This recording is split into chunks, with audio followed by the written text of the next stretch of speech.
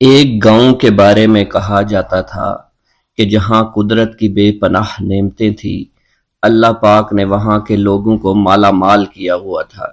ایسی نعمتیں کہ جن نعمتوں کو دیکھ کر انسان اکثر مغرور ہو جایا کرتے ہیں، مگر وہاں پر کچھ مسلمان تھے، اور سب سے بڑی اور بری بات یہ تھی کہ وہاں کے تمام لوگ کافر تھے۔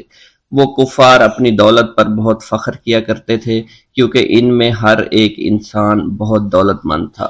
ہر ایک کے پاس بے بہا پیسے تھے، کسی کو پیسوں کی کمی نہیں تھی۔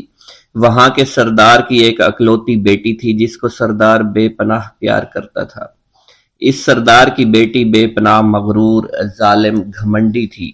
وہاں پر غریب لوگ صرف مسلمان ہی تھے، تمام کافر ایک دوسرے کی مدد کیا کرتے تھے، لیکن مسلمانوں کی مدد کرنے والا وہاں پر کوئی نہ تھا۔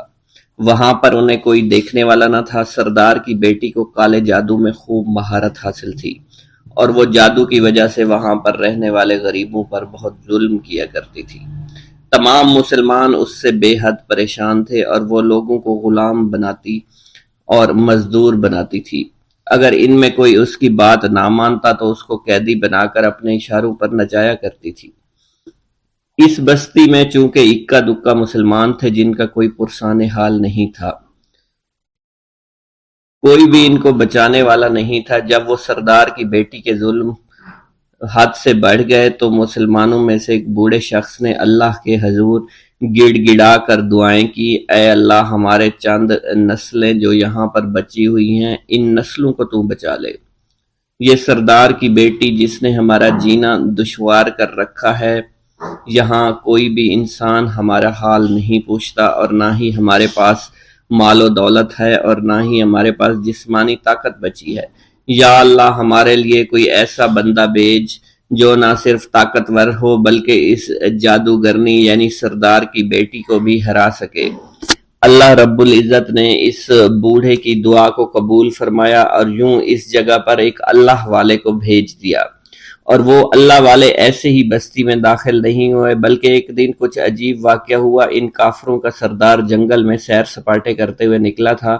بڑی شان سے چلتا ہوا وہ سفر کر رہا تھا۔ اچانک ایک زہریلا سانپ اس کے سامنے آیا۔ اس زہریلے سانپ نے بادشاہ کو ڈس لیا، اور وہ بے ہوش ہو کر زمین پر گر پڑا اور تڑپنے لگا۔ اس کے جو ساتھی تھے انہوں نے جب اپنے سردار کو یوں تڑپتا ہوا دیکھا اور سردار کی غیر حالت دیکھی تو کہ جسے ایک زہریلے سانپ نے کاٹ لیا ہے، تو وہ فوراً اسے اٹھا کر گھر لے آئے تاکہ اسے بچانے کے لیے کچھ کیا جا سکے۔ اس لڑکی نے اپنے باپ کی جب یہ حالت دیکھی تو اپنے آس پاس کے بڑے بڑے حکیموں کو بلایا، لیکن عجیب بات یہ تھی کہ لاکھ کوشش کے باوجود زہر نکالنے میں سارے ناکام ہو رہے تھے، اور زہر تیزی کے ساتھ اس کے جسم میں پھیلتا چلا جا رہا تھا۔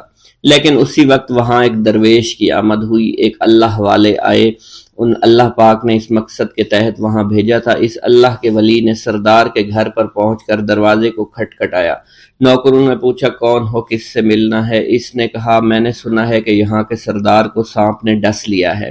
نوکر کہنے لگے کہ تمہیں کیسے پتا چلا کہ یہاں کے سردار کو سانپ نے ڈس لیا ہے؟ تم تو ہمیں اجنبی لگتے ہو، ہم نے تمہیں آج تک یہاں نہیں دیکھا ہے۔ اس نے کہا میں مسافر ہوں، اور مجھے خبر ملی ہے کہ یہاں کے سردار کو ایک زہریلے سانپ نے ڈس لیا ہے، اور کوئی بھی اس کا علاج نہیں کر پا رہا۔ نوکروں نے کہا تم کون ہو؟ اللہ والے نے کہا میں حکیم ہوں، اور میں ان کے علاج کی غرض سے یہاں آیا ہوں۔ وہ نوکر اللہ والے کی حالت دیکھ کر ہنسنے لگے، کیونکہ آپ نے پھٹے پرانے کپڑے پہن رکھے تھے اور دیکھنے سے بہت غریب معلوم ہوتے تھے۔ وہ نوکر کہنے لگے کہ اتنے بڑے سردار کا علاج کرو گے؟ ارے یہاں تو اس کے پاس بڑے بڑے حکیم بلائے گئے ہیں، ہمارے سردار کے پاس پیسوں کی کوئی کمی نہیں ہے، اور وہ تم جیسے غریب سے بھلا کیوں علاج کروائیں گے؟ درویش نے کہا اگر تم چاہتے ہو تمہارے سردار کی جان بچ جائے پھر مجھے اندر جانے دو۔ غلام کہنے لگا ٹھیک ہے، ہم اندر جا کر اجازت لے کر آتے ہیں۔ نوکر اندر گئے، سردار کی بیٹی سے کہا ایک غریب آیا ہے، کپڑوں سے فقیر معلوم ہوتا ہے، لیکن کہتا ہے میں سردار کا علاج کر سکتا ہوں، اور میں سردار کا علاج کروں گا۔ جو زہر تیزی کے ساتھ جسم میں پھیل رہا ہے میں اس کو باہر نکال پھینک کروں گا۔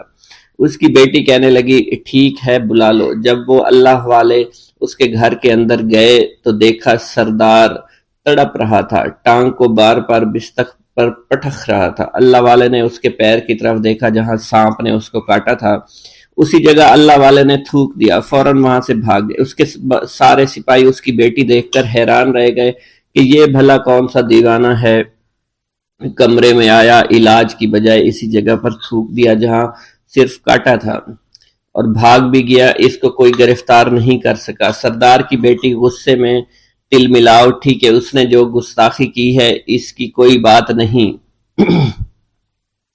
تھوک کو میں صاف کروا دوں گی، مگر اس کو تو میں ابھی گرفتار کرواتی ہوں۔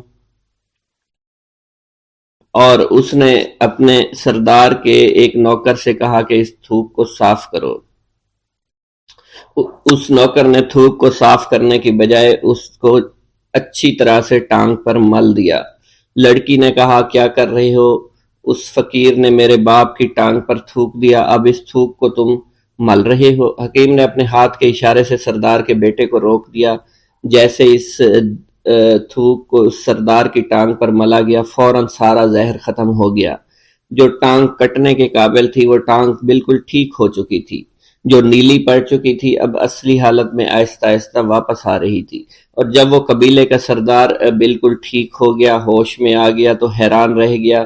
اسے بتایا کہ فقیر بابا کے تھوک کی وجہ سے آپ ٹھیک ہوئے ہیں۔ اس نے کہا وہ بزرگ تو ہمارے لیے مسیحا ہے، تم لوگوں نے انہیں جانے کیوں دیا؟ انہیں میرے پاس لے کر آؤ، انہوں نے ہم پر بہت بڑا احسان کیا ہے، ہم اس کے احسان کا بدلہ ضرور چکائیں گے۔ اس کی بیٹی جو خاموشی سے باپ کو دیکھ رہی تھی، اس نے کچھ بھی نہ کہا۔ گاؤں کے سردار کے کہنے پر سارے سپاہی اللہ والے کو ڈھونڈنے کے لیے نکل گئے۔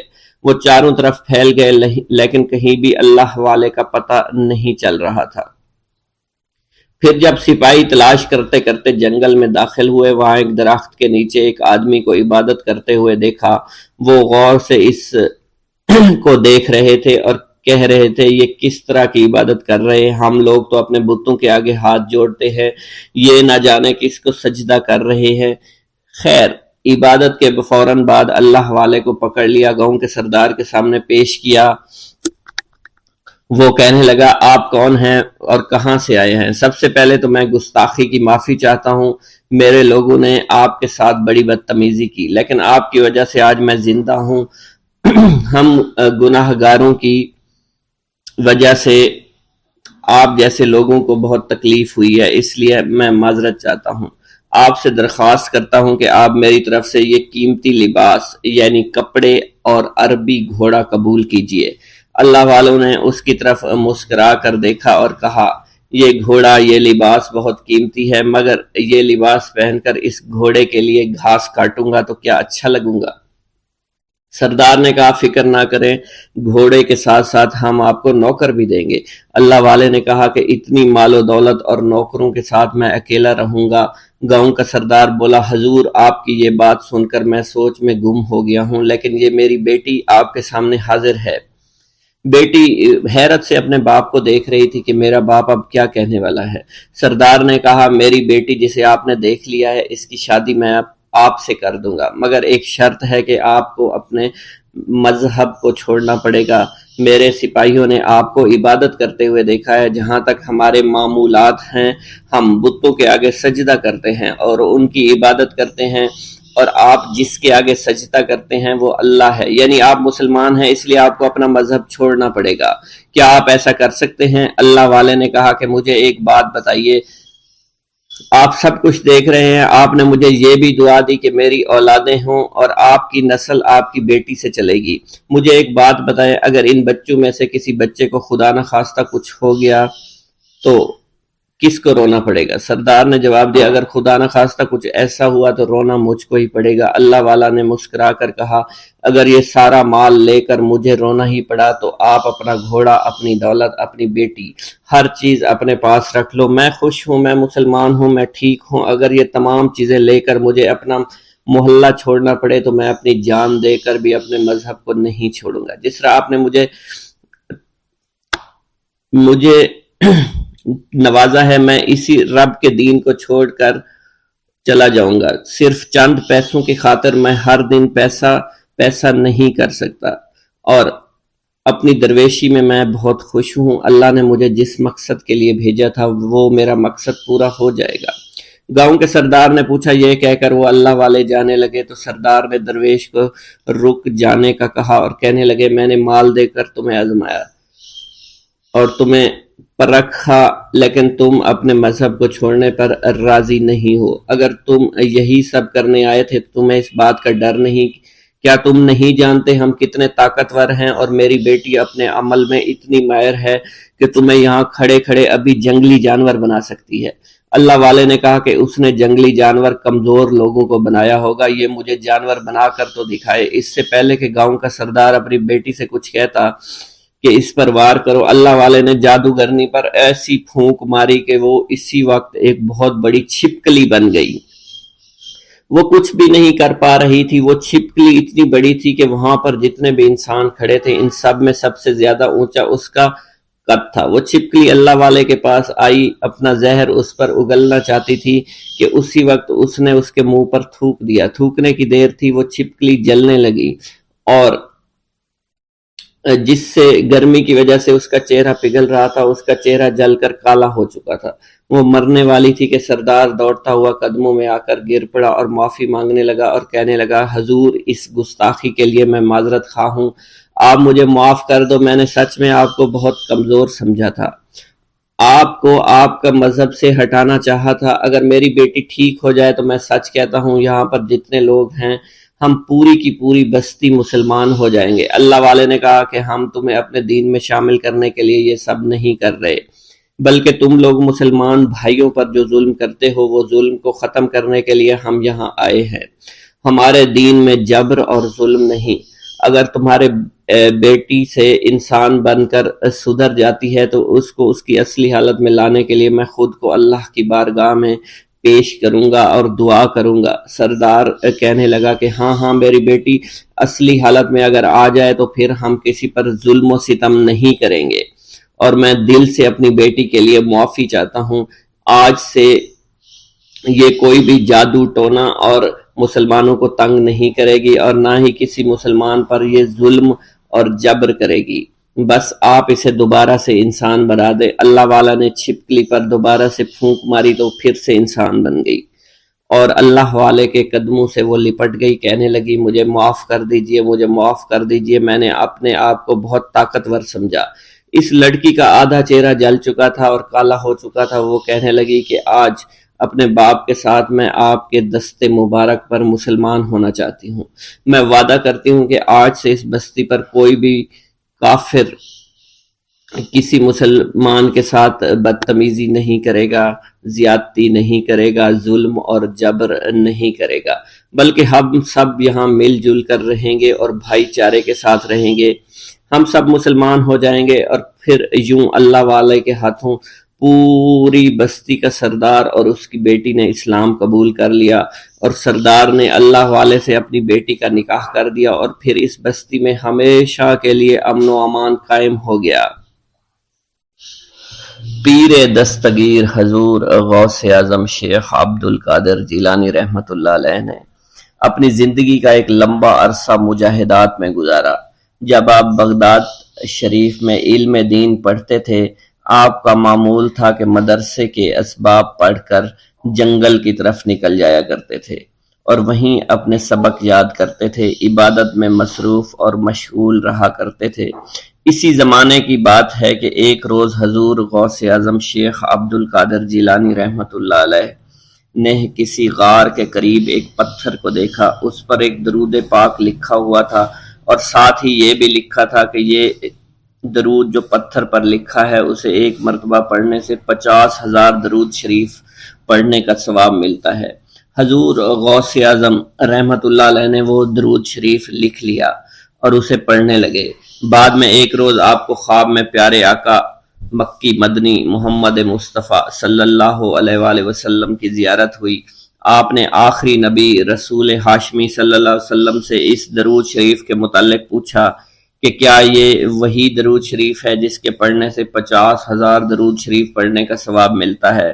سرکار عالی وقار مکی مدنی تاجدار مدینہ صلی اللہ علیہ وآلہ وسلم نے فرمایا، اس درود شریف کے پڑھنے سے 50,000 کا نہیں بلکہ 70,000 درود شریف کا ثواب ملتا ہے۔ سبحان اللہ۔ اللہ پاک کے اپنے محبوب کی امت پر کرم نوازیاں دیکھی کہ جو بندہ ایک بار درود شریف پڑھے، روایت کے مطابق اسے 10 نیکیاں ملتی ہیں، 10 گناہ معاف ہوتے ہیں اور 10 درجات ہی بلند کیے جاتے ہیں۔ یہی کرم نوازی کتنی عظیم ہے کہ ایک مرتبہ درود شریف پڑھنے سے اتنا ثواب ملے۔ اس پر مزید کرم بالائے کرم کہ ایسے درود شریف بھی ہیں جنہیں صرف ایک مرتبہ پڑھنے سے صرف ایک درود شریف کا ثواب نہیں بلکہ کئی ہزار درود شریف کا ثواب ملتا ہے۔ حضور غوث پاک شیخ عبد القادر جیلانی نے پتھر پر لکھا ہوا جو درود شریف آپ پیارے آقا مکی مدنی محمد صلی اللہ علیہ وسلم نے خواب میں تشریف لا کر بتایا کہ اسے ایک مرتبہ پڑھنے کے 70,000 درود شریف کا ثواب ملتا ہے۔ سبحان اللہ، کاش ہم ان کرم نوازیوں کی قدر کو جان پائیں۔ ہمارے پیر غوث پاک رحمت اللہ علیہ فرماتے ہیں، اے محمد، اللہ پاک کا شکر ادا کیا کرو، پہلی امتیں جتنا عمل کرتی تھی اللہ پاک ان کی نسبت تم سے تھوڑے عمل پر ہی راضی ہو جاتا ہے۔ مزید فرماتے ہیں کہ مسجد کو لازمی پکڑو اور نبی رحمت صلی اللہ علیہ وآلہ وسلم پر کثرت سے درود شریف پڑھا کرو۔ اللہ پاک ہمیں کثرت سے درود شریف پڑھنے کی توفیق عطا فرمائے۔ یہ درود شریف قادری حضرات اپنے مریدوں کو روزانہ 511 مرتبہ یا 111 مرتبہ پڑھنے کی تلقین کیا کرتے ہیں۔ یہ درود شریف رحمت خداوندی کا خزانہ ہے، لہٰذا جو شخص اس درود شریف کو روزانہ 111 مرتبہ تاحیات پڑھتا رہے گا وہ رحمت خداوندی سے مالا مال ہو جائے گا، اور جو شخص روزانہ اس درود پاک کو کم از کم ایک بار ضرور پڑھیں اس سے ہزاروں نعمتیں حاصل ہوں گی۔ نمبر 1، رزق میں برکت ہوگی، تمام کام آسمان سے ہو جائیں گے، رضا کے وقت کلمہ نصیب ہوگا، موت کے وقت جان کنی کی سختی سے محفوظ رہے گا، قبر میں وسعت ہوگی، کسی کی محتاجی نہیں رہے گی، مخلوق خدا اس سے محبت کریں گے۔ ناظرین کرام، اس سے معلوم ہوا کہ اس درود پاک اور اس سے برکت حاصل کرنے کے لیے اسے روزانہ ہمیں پڑھنا چاہیے۔ اس کے علاوہ رسول اکرم صلی اللہ علیہ وسلم کے قرب اور اس کی زیارت کے لیے بھی یہ درود شریف بہت مؤثر ہے۔ مگر آپ اگر رزق کی کمی کا شکار ہیں، پریشانی اور مشکلات میں گھرے ہوئے ہیں تو اس درود کو اپنا معمول بنا لیجئے۔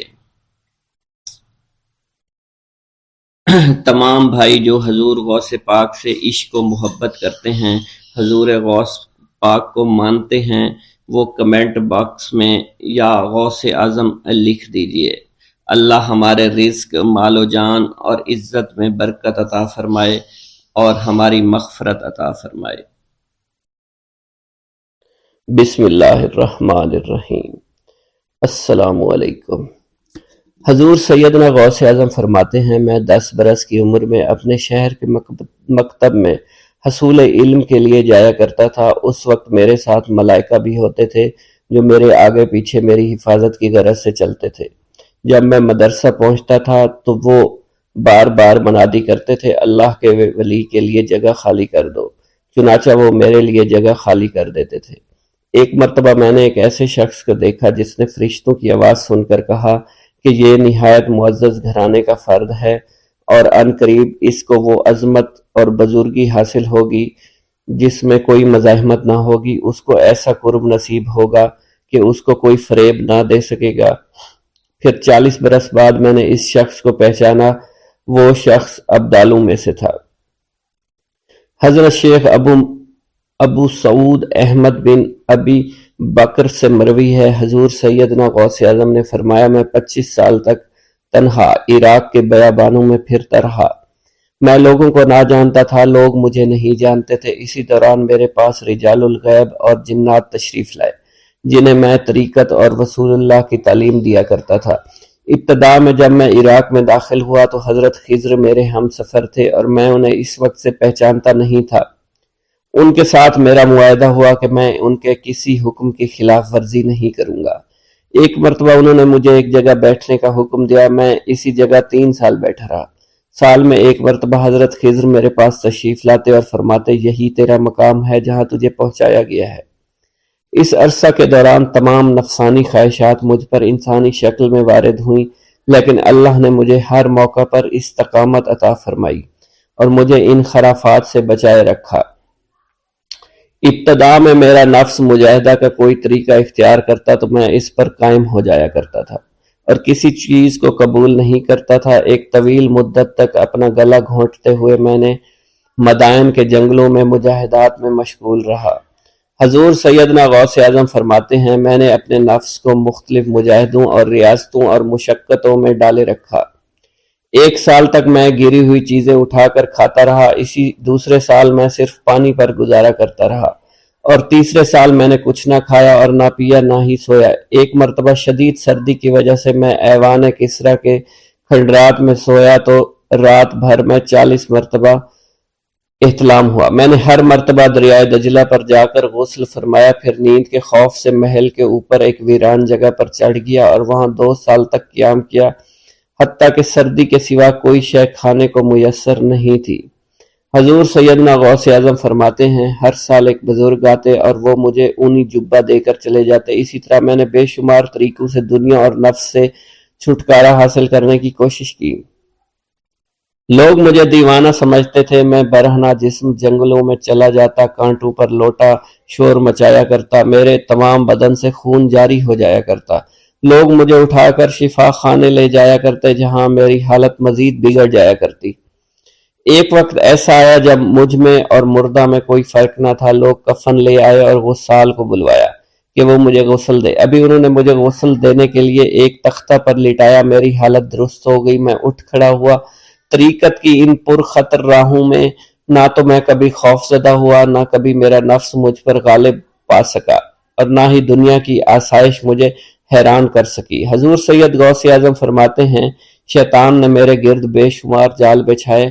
جب میں نے ان سے کہا یہ کیا ہے، اس نے کہا یہ دنیاوی آلائشیں ہیں اور میں ان جالوں میں سے تم لوگوں کا شکار کیا کرتا ہوں۔ میں نے 1 سال تک شیطان کا مقابلہ کیا، اس کے بچھائے ہوئے تمام جالوں کو ختم کیا۔ اس کے بعد میرے سینے کو کھول دیا گیا اور مجھ پر بے شمار خلائق ظاہر ہوئے۔ حضور سیدنا غوث اعظم فرماتے ہیں میں نے دریافت کیا کہ یہ اللہ ایک کیسے ہے؟ جواب ملا یہ خلق کے اسباب ہیں جو تم سے ملے ہوئے ہیں۔ میں سال بھر ان کی جانب متوجہ رہا یہاں تک کہ وہ مجھ سے جدا ہو گئے۔ جب مجھ پر باطن ظاہر ہوا تو میں اپنے قلب کو بہت سے علائق سے ملوث پایا۔ میں نے دریافت کیا یہ علائق کیا ہیں؟ جواب ملا یہ تمہارے ارادے، تمہارے اختیارات ہیں۔ چنانچہ 1 سال تک ان کی جانب متوجہ رہا یہاں تک کہ وہ سب علائق مجھ سے دور ہو گئے اور میرا قلب ان غلاظتوں سے نجات پا گیا۔ حضور سیدنا غوث اعظم فرماتے ہیں پھر میں نے توکل کے دروازے پر آیا میرا مقصد پورا ہو، لیکن جب میں توکل کے دروازے پر پہنچا بے شمار لوگ وہاں موجود تھے۔ میں ہجوم کو چیرتا بڑھا اور شکر کے دروازے پر پہنچ گیا، یہاں بھی لوگوں کا جمع غفیر موجود تھا، اسے بھی چیرتا آگے بڑھا اور مشاہدہ کے دروازے پر پہنچ گیا، یہاں پر موجود ہجوم کو بھی چیرتا ہوا اندر داخل ہوا، حتیٰ کہ سب سے آخر میں مجھے فقر کے دروازے پر لا دیا گیا۔ فقر کا دروازہ خالی تھا۔ جب میں اس دروازے میں داخل ہوا تو دیکھا جن جن چیزوں کو میں نے ترک کیا تھا وہ سب یہاں موجود تھی۔ یہاں مجھے ایک بہت بڑے روحانی خزانے کی فتوحات سے نوازا گیا، میرے لیے تمام دنیا کے خزانے کھول دیے گئے، مجھے روحانی عزت، دائمی غنا اور خالص آزادی عطا فرمائی گئی۔ میری تمام چیزیں جو میری ہستی اور میری صفات سب معدوم ہو گئی تھی، وہ میری ہستی کی جگہ کسی اور نے لے لی تھی۔ حضرت شیخ ابو سعید مخزومی نے حضور سیدنا غوث اعظم کو خرقہ خلافت سے نوازا اور فرمایا اے عبد القادر، یہ وہ خرقہ ہے جو حضور نبی کریم صلی اللہ علیہ وسلم نے سیدنا علی المرتضیٰ کو عطا فرمایا۔ سیدنا علی المرتضیٰ نے یہ خرقہ خواجہ حسن بصری کو عطا فرمایا، جس سے ہوتا ہوا یہ مجھ تک پہنچا، اور یہ تمہاری امانت تھی جو میں نے تم تک پہنچا دی۔ حضور سیدنا غوث اعظم نے جب خرقہ مبارک کو زیب تن کیا تو آپ پر بے شمار انوار و تجلیات کی بارش ہونا شروع ہو گئی۔ بسم اللہ الرحمن الرحیم۔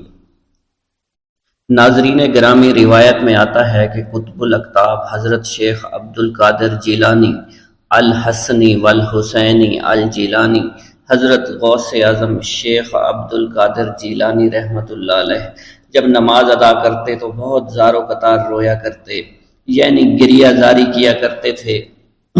روتے روتے آپ کی ہچکی بن جایا کرتی تھی۔ جب آپ رحمت اللہ علیہ مسجد میں اپنے مریدین اور شاگردوں کے ساتھ با جماعت نماز پڑھتے، اللہ پاک کی محبت اور عشق میں اتنے ڈوب کر عبادت کرتے کہ ان کے شاگرد آپ کی رقت آمیزی کو دیکھ کر، یعنی رونے کے انداز کو دیکھتے اور کہتے اگر اصل نماز دیکھنی ہے تو غوث پاک کی نماز کو دیکھا جائے۔ تو ایک بار کا ذکر ہے کہ آپ رحمت اللہ علیہ عراق کی مسجد میں سے با جماعت نماز پڑھ کر باہر نکلے، آپ کے مریدین بھی آپ کے ساتھ تھے۔ آپ نے دیکھا کہ اسی محلے میں کچھ بچے اخروٹ کے ساتھ کھیل رہے ہیں۔ آپ بچوں سے بہت پیار کیا کرتے تھے، گویا کہ خود بچپن میں کبھی بچوں کی طرح کھیل کود نہیں کر سکے، لیکن بچوں کو دیکھ کر آپ مسکراتے تھے۔ آپ آگے بڑھنے لگے اور مریدین کی بڑی جماعت بھی آپ کے ساتھ تھی۔ ابھی آپ زیادہ دور نہیں گئے تھے کہ ان بچوں نے ایک دوسرے کے کان میں کچھ بولنا شروع کر دیا اور اشارے میں باتیں کرنے لگے کہ کیا خیال ہے کہ جو بابا جی سب سے نمایاں ہیں، نورانی چمکتے ہوئے چہرے والے ہیں، سب سے آگے چل رہے ہیں، ان کو بولا جائے جو فرمائش ہمیں کرنی ہے ان سے کر دیں، کیا یہ ہمیں ڈانٹیں گے تو نہیں؟ تو کچھ سمجھدار بچے ہم زبان ہوئے اور کہا نہیں نہیں، یہ جو بابا ہے نا بہت اچھے ہیں، ان سے جو کچھ کہو گے انہوں نے وہ ہماری بات پوری کرنی ہے، ہم ان سے ایک میٹھی اور لذیذ چیز آج منگواتے ہیں۔ تو ان میں سے ایک بچہ جو سب سے بڑا تھا پاس آیا اور کہا بابا میری بات سنیں۔ آپ نے بہت پیار اور شفقت سے اس کے سر پر ہاتھ رکھا اور کہا بیٹا کہو۔ اس نے کہا کہ میرا دل کر رہا ہے کہ میں آپ سے کچھ مانگوں۔ آپ نے فرمایا کہ کہو بیٹا کیا چاہتے ہو؟ وہ کہنے لگا کہ مجھے آپ اس فلاں جلیبی والے سے جلیبی لا کر دے سکتے ہیں، میرا کھانے کا بہت دل کر رہا ہے۔ میں چلا جاتا لیکن بابا میری باری آنے والی ہے، جب تک میں جلیبی لے کر وہاں آؤں گا میری باری چلی جائے گی۔ آپ رحمت اللہ علیہ کے وہاں کے مشہور بزرگ بڑے سردار لوگ ہیں، آپ کے خادمین آپ کے نوکر بننے کے لیے جان کی بازی لگانے کو تیار رہتے ہیں۔ ادھر وہ بچے آپ کے رتبے کو بھی دیکھ رہے تھے اور یہ بھی دیکھ رہے تھے کہ آپ کون سی شخصیت ہے، لیکن پھر بھی اتنے سارے لوگوں کو چھوڑ کر آپ سے وہ بچہ کہتا ہے کہ بابا مجھے جلیبی لا کر دے دیں۔ بابا جی نے کہا کہ ٹھیک ہے میں لا کر دے دیتا ہوں۔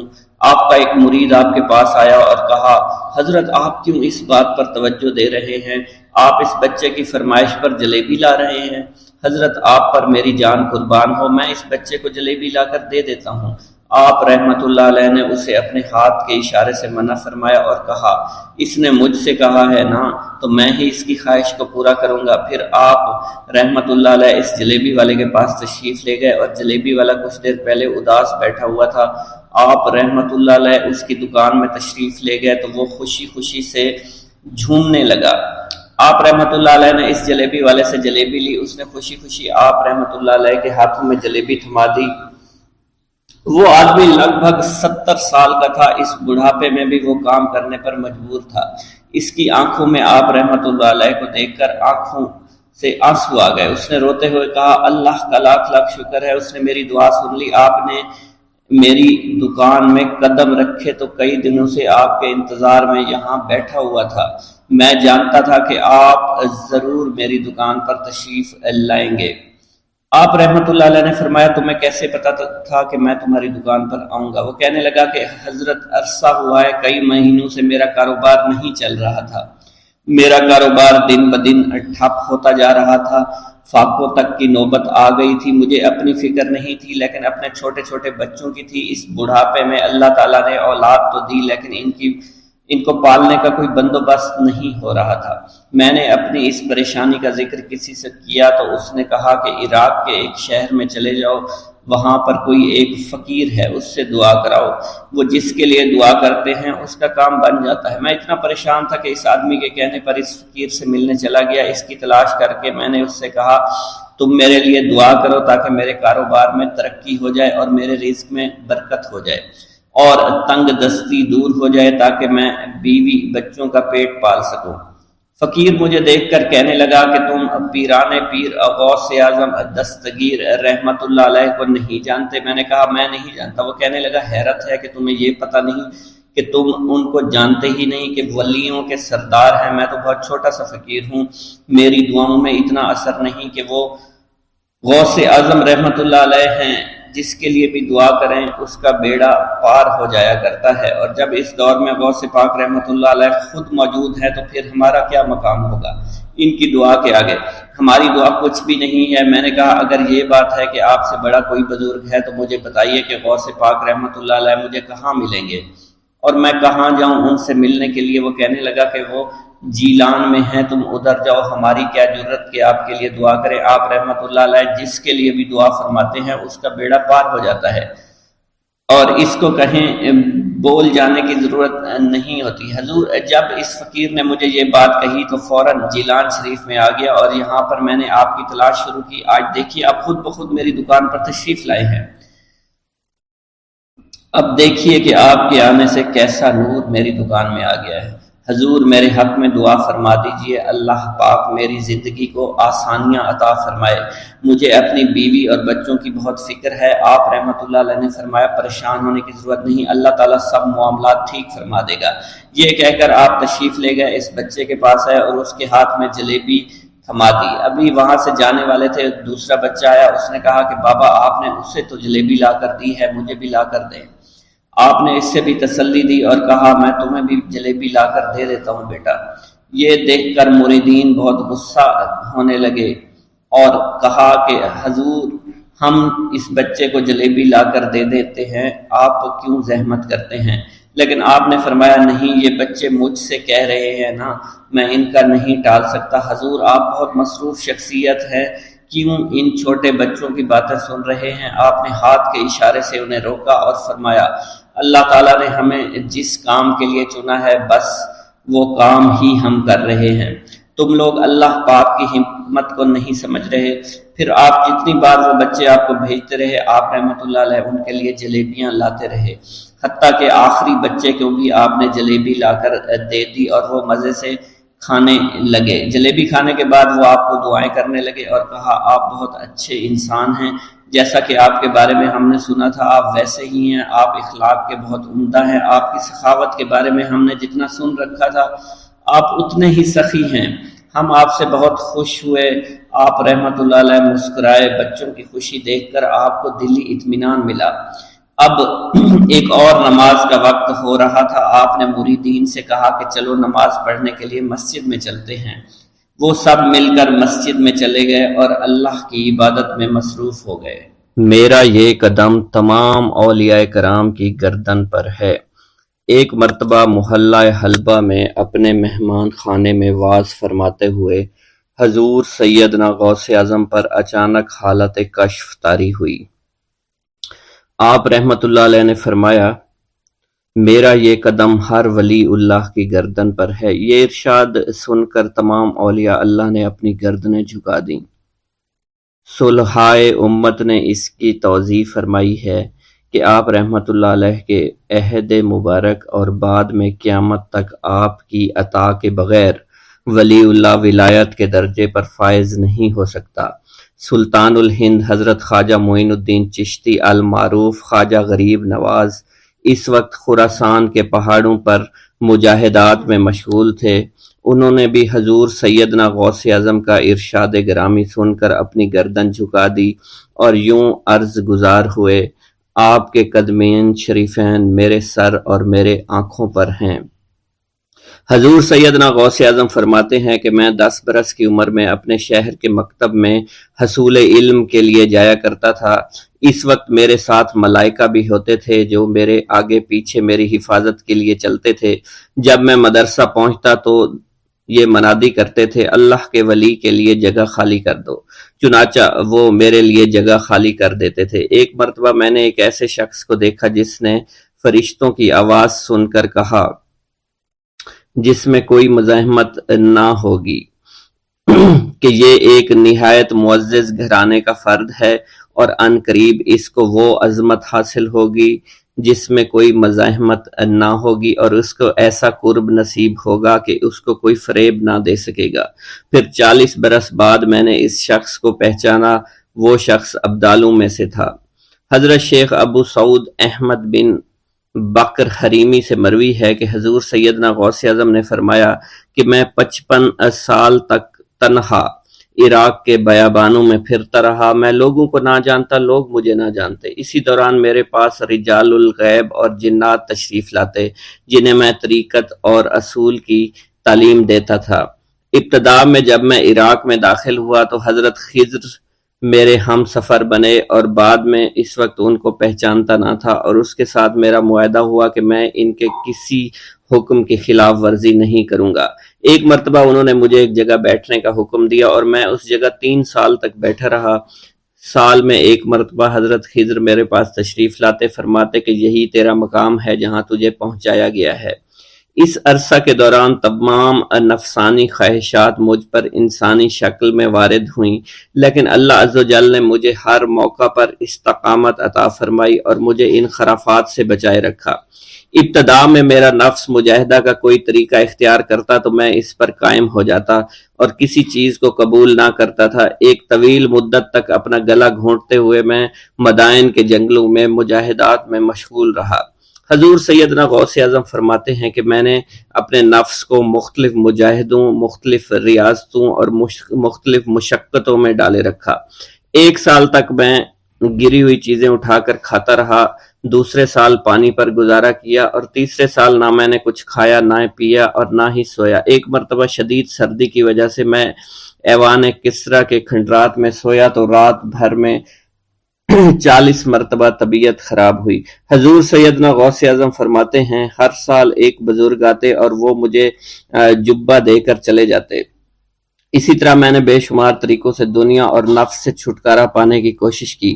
لوگ مجھے دیوانہ سمجھتے تھے، میں برہنہ جسم جنگلوں میں چلا جاتا اور کانٹوں پر لوٹتا شور مچاتا تھا۔ میرا تمام بدن سے خون جاری ہو جایا کرتا تھا اور لوگ مجھے اٹھا کر شفا خانے لے جایا کرتے، جہاں میری حالت مزید بگڑ جاتی۔ ایک وقت ایسا بھی آیا جب مجھ میں اور مردہ میں کوئی فرق نہ تھا۔ لوگ کفن لے کر آئے، غسال کو بلوایا کہ وہ مجھے غسل دے دیں۔ ابھی انہوں نے مجھے غسل دینے کے لیے تختہ پر ڈالا ہی تھا کہ میری حالت درست ہو گئی، میں اٹھ کھڑا ہوا۔ طریقت کی ان پرخطر راہوں میں نہ تو میں کبھی خوف زدہ ہوا اور نہ کبھی میرا نفس مجھ پر غلبہ پا سکا اور نہ ہی دنیا کی آرائش مجھے حیران کر سکی۔ حضور سیدنا غوث اعظم فرماتے ہیں شیطان نے میرے گرد بے شمار جال بچھائے۔ جب میں نے اس سے کہا کہ یہ کیا ہے تو اس نے کہا یہ دنیاوی چیزیں ہیں اور میں ان جالوں سے تم جیسوں کو شکار کرتا ہوں۔ میں نے 1 سال تک شیطان کا مقابلہ کیا، اس کے بچھائے ہوئے تمام جالوں کو ختم کر دیا۔ اس کے بعد میرے سینے کو کھول دیا گیا اور مجھ پر بے شمار خلائق ظاہر ہوئے۔ حضور سیدنا غوث اعظم فرماتے ہیں میں نے دریافت کیا کہ یہ علائق کیسے ہیں؟ جواب ملا کہ یہ خلق کے اسباب ہیں جو تم سے ملے ہوئے ہیں۔ میں سال بھر ان کی جانب متوجہ رہا، یہاں تک کہ وہ مجھ سے جدا ہو گئے۔ جب مجھ پر میرا باطن ظاہر کیا گیا تو میں نے اپنے قلب کو بہت سے علائق سے ملوث پایا۔ میں نے دریافت کیا کہ یہ علائق کیا ہیں؟ جواب ملا یہ تمہارے ارادے، تمہارے اختیارات ہیں۔ چنانچہ 1 سال تک ان کی جانب متوجہ رہا کہ وہ مجھ سے دور ہو گئے۔ میرا قلب ان تمام غلاظتوں سے نجات پا گیا۔ پھر مجھ پر میرے نفس کو ظاہر کیا گیا، میں نے اس کا مشاہدہ کیا، مجھے معلوم ہوا اس کے ساتھ کچھ امراض اور بھی ہیں اور نفس کی خواہشات زندہ ہیں، نفس کا شیطان سرکش ہے۔ چنانچہ میں نے سال بھر پھر توجہ دلائی اور میرے نفس کے تمام امراض سرے سے ہی ختم ہو گئے اور اس کے شیطان نے کلمہ پڑھ لیا اور پھر میرے تمام امور اللہ کے لیے ہو گئے اور میں اپنی ہستی سے باہر نکل آیا۔